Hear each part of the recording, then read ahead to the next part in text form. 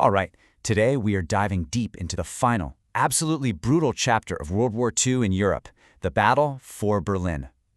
This was a fight that happened street by street and, sometimes even room by room, right in the heart of the collapsing Third Reich. And you got to understand this right from the start. The fight for the city itself wasn't really a question of if the Soviets would win, but when.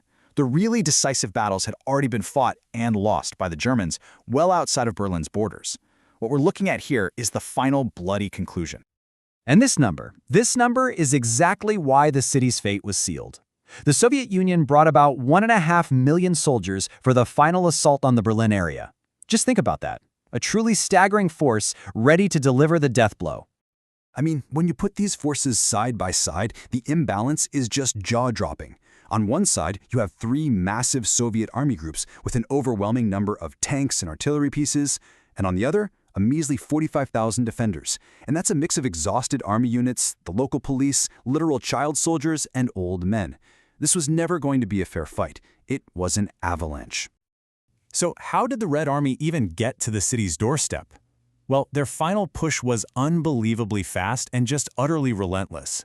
You can almost picture the noose tightening around the capital with every single day that passed. The speed of this advance was just incredible.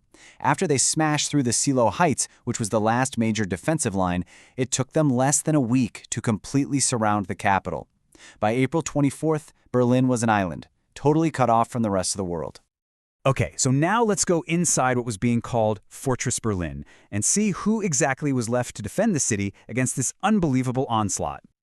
The city's defense was, well, it was a pretty grim collection of whoever was left. You had what was left of the regular army troops, sure, but they were backed up by the police, boys from the Hitler Youth, and the Volkssturm, this militia of men who were too old for the regular army. Some of them had even fought in World War I. It was the definition of a last-ditch defense, all under the command of General Weidling.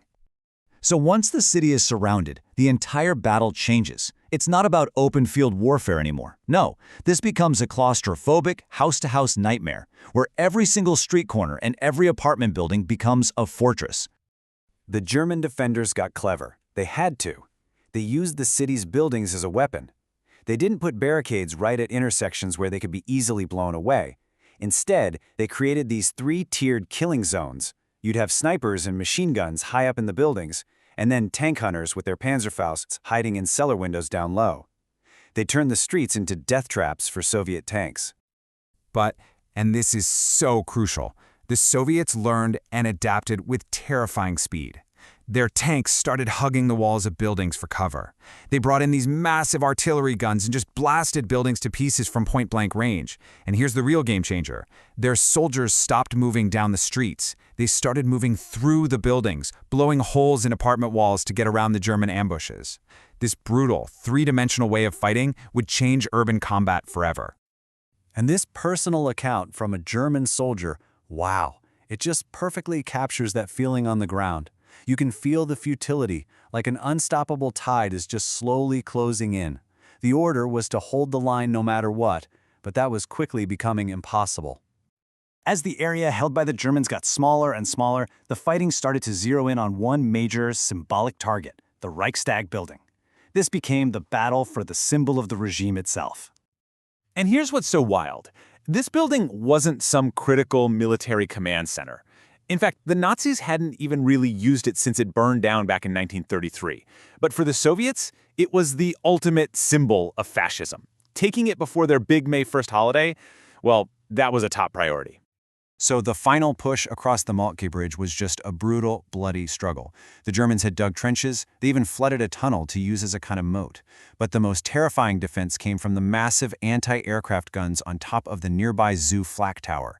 They were firing on the advancing Soviets with pinpoint accuracy. So what did the Red Army do? They just unleashed an absolutely relentless artillery barrage.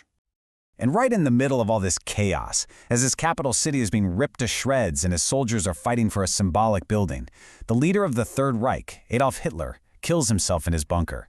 His suicide was the final, absolute signal that the regime had collapsed, even as the fighting raged on just above his head. But the battle for the Reichstag was far from over.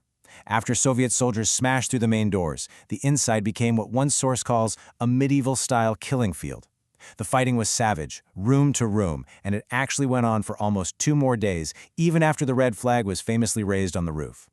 So, with Hitler dead, the Reichstag basically taken, and the city in absolute ruins, the battle was finally entering its last desperate hours. On the night of May 1st, thousands of the remaining defenders tried to break out of the city.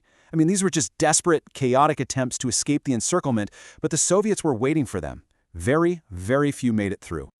You know, the battle didn't end with some dramatic last-ditch charge. It ended with this stark, formal, almost bureaucratic exchange between Soviet General Chukoev and German General Weidling. The victor and the vanquished, just meeting to make the inevitable official. At 6 in the morning on May 2, 1945, General Weidling officially surrendered. He sent out an order for all remaining German forces in Berlin to lay down their weapons. By that afternoon, the last pockets of resistance had gone quiet. The battle in Berlin was officially over. But that victory, my God, it came at an unimaginable human cost. Over the course of the entire Berlin operation, an estimated 81,000 Soviet soldiers were killed or went missing.